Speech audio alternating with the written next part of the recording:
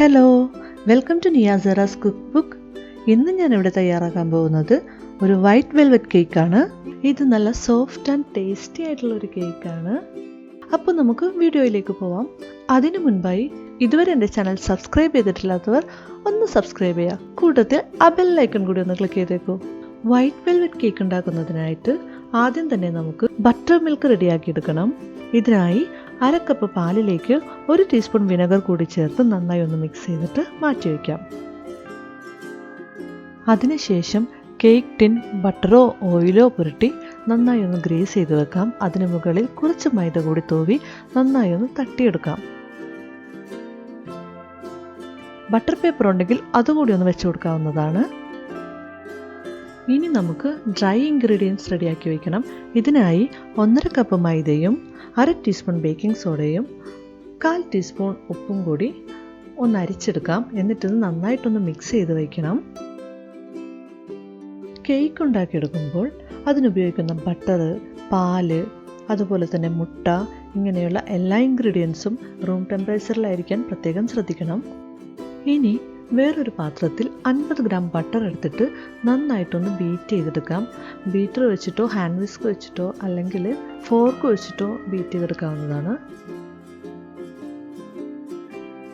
Butter നന്നായി സോഫ്റ്റായി creamy texture ആയതിനു ശേഷം 1/2 കപ്പ് പഞ്ചസാര അല്പാൽപമായി ചേർത്ത് കൊടുത്തിട്ട് നന്നായി ബീറ്റ് ചെയ്തെടുക്കാം.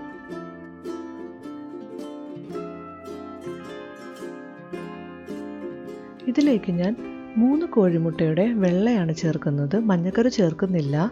നമ്മളിവിടെ വൈറ്റ് വെൽവെറ്റ് കേക്കാണല്ലോ ഉണ്ടാക്കുന്നത്.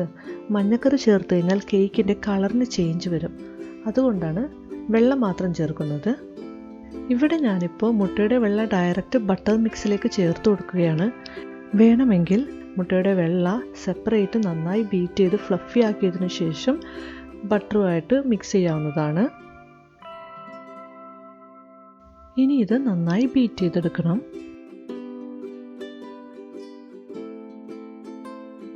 ഇതിലേക്ക് ഞാനിനി 1/4 കപ്പ് ഓയിൽ കൂടി ചേർത്ത് കൊടുക്കുകയാണ്.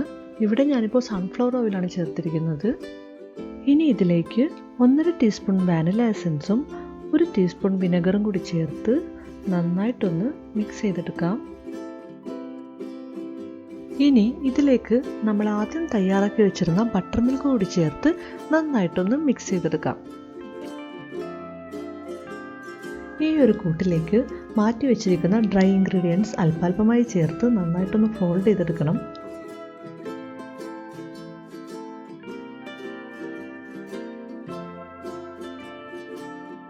അതിനുശേഷം ഗ്രീസ് ചെയ്ത് വെച്ചിരിക്കുന്ന കേക്ക് ടിന്നിലേക്ക് ഈ ബാറ്റർ ഒഴിച്ചു കൊടുത്തിട്ട് നന്നായിട്ടൊന്ന് ടാപ്പ് ചെയ്ത് കൊടുക്കാം. ഇതിലുള്ള എയർ ബബിൾസ് ഒക്കെ ഒന്ന് റിലീസ് ആവാൻ വേണ്ടിയാണ് ഇങ്ങനെ ചെയ്യുന്നത്. ഇപ്പോൾ ഞാനിതിവിടെ ഒരു ഓവനിൽ വെച്ചിട്ടാണ് ബേക്ക് ചെയ്തെടുക്കാൻ പോകുന്നത്. 180 ഡിഗ്രി സെൽഷ്യസിൽ പ്രീ ഹീറ്റ് ചെയ്ത അവനിലേക്ക് ഒരു 35 മിനിറ്റ് വെച്ചിട്ട് ബേക്ക് ചെയ്തെടുക്കാം. കുക്കറിലാണ് ബേക്ക് ചെയ്യാൻ ഉദ്ദേശിക്കുന്നതെങ്കിൽ ഒരു 45 മുതൽ 50 മിനിറ്റ് വരെ വെച്ച് ലോ ഫ്ലെയിമിലിട്ട് നമുക്കിത് ബേക്ക് ചെയ്തെടുക്കാവുന്നതാണ്. കേക്ക് ബേക്കായി വരുന്ന സമയം കൊണ്ട് നമുക്ക് ക്രീം ഒന്ന് റെഡിയാക്കിയെടുക്കാം. അതിനായി ഞാനിവിടെ 1 കപ്പ് വിപ്പിംഗ് ക്രീമാണ് എടുത്തിരിക്കുന്നത്. ഇത് നന്നായിട്ടൊന്ന് ബീറ്റ് ചെയ്തെടുക്കാം. നമുക്ക് ഇത് നല്ല സ്റ്റിഫായിട്ട് വരണം. ഇപ്പോൾ നമ്മുടെ ക്രീം നന്നായി സ്റ്റിഫായി വന്നിട്ടുണ്ട്. ഇതിലേക്ക് ഞാൻ 3 ടേബിൾ സ്പൂൺ പഞ്ചസാര പൊടിച്ചതും ചേർത്ത് ഒന്നുകൂടി ഒന്ന് ബീറ്റ് ചെയ്തെടുക്കുകയാണ്. അതിനുശേഷം 1 ടീസ്പൂൺ വാനില എസൻസ് ചേർത്ത് ഒന്നുകൂടി ഒന്ന് ബീറ്റ് ചെയ്തെടുക്കാം. ഇപ്പോൾ നമ്മുടെ വിപ്പിംഗ് ക്രീം റെഡിയായി വന്നിട്ടുണ്ട്. ഇനി നമുക്കിത് കുറച്ച് നേരം ഫ്രിഡ്ജിൽ വയ്ക്കാം.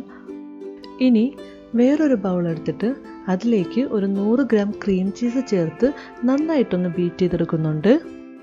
ഇതിലേക്ക് 1-2 ടേബിൾ സ്പൂൺ പഞ്ചസാര പൊടിച്ചത് കൂടി ചേർത്തിട്ട് നന്നായിട്ടൊന്ന് ബീറ്റ് ചെയ്തെടുക്കാം. ഇനി നേരത്തെ ബീറ്റ് ചെയ്ത് വെച്ചിരിക്കുന്ന വിപ്പിംഗ് ക്രീമിൻ്റെ പകുതി കൂടി ഇതിലേക്ക് ചേർത്തിട്ട് രണ്ടും കൂടി നന്നായിട്ടൊന്ന് മിക്സ് ചെയ്തെടുക്കാം.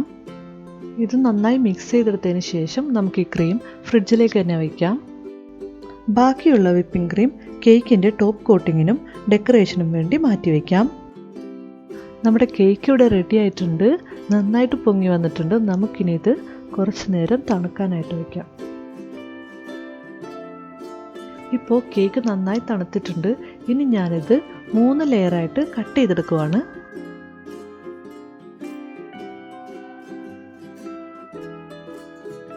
കേക്കിൻ്റെ ഫസ്റ്റ് ലെയർ വെച്ചിട്ട് അതിലേക്ക് കുറച്ച് ഷുഗർ സിറപ്പാക്കി കൊടുക്കാം. ഇതിന് ശേഷം നമ്മൾ തയ്യാറാക്കി വെച്ചിരിക്കുന്ന ക്രീം ചീസും വിപ്പിംഗ് ക്രീമും മിക്സ് ചെയ്തിട്ടുള്ള ക്രീം ഇതിന് മുകളിൽ സ്പ്രെഡ് ചെയ്ത് കൊടുക്കാം. ഇങ്ങനെ ഈ 3 ലെയറിലും ഈ സെയിം പ്രോസസ്സ് തന്നെ ചെയ്യാവുന്നതാണ്.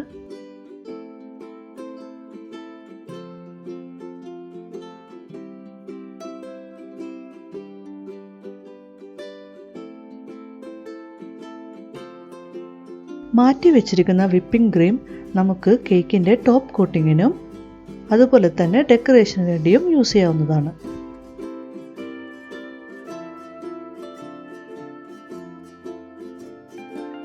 ഞാനിവിടെ കേക്കിൻ്റെ സൈഡൊക്കെ ഗ്രേറ്റ് ചെയ്ത് വെച്ചിരിക്കുന്ന വൈറ്റ് ചോക്ലേറ്റ് വെച്ചിട്ടൊന്ന് പൊതിഞ്ഞു കൊടുക്കുന്നുണ്ട്. കേക്കിൻ്റെ ഡെക്കറേഷനൊക്കെ നമ്മുടെ ഐഡിയയ്ക്കനുസരിച്ച് ചെയ്യാവുന്നതാണ്.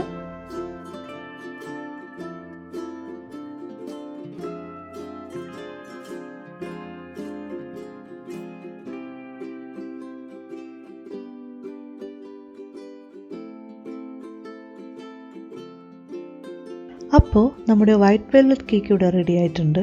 കുറഞ്ഞത് 2 മണിക്കൂറെങ്കിലും ഫ്രിഡ്ജിൽ വെച്ചൊന്ന് സെറ്റ് ചെയ്തിട്ട് വേണം ഇത് കട്ട് ചെയ്യാനായിട്ട്.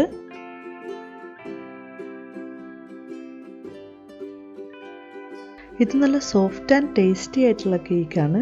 എല്ലാവരും ട്രൈ ചെയ്ത് നോക്കണം. ഈ വീഡിയോ നിങ്ങൾക്ക് ഇഷ്ടമായാൽ ലൈക്ക് ചെയ്യുക. ഇതുവരെ ചാനൽ സബ്സ്ക്രൈബ് ചെയ്യാത്തവർ സബ്സ്ക്രൈബ് ചെയ്യുക. ഫ്രണ്ട്സിനും ഫാമിലിക്കൊക്കെ ഒന്ന് ഷെയർ ചെയ്ത് കൊടുക്കുക. Thank you for watching.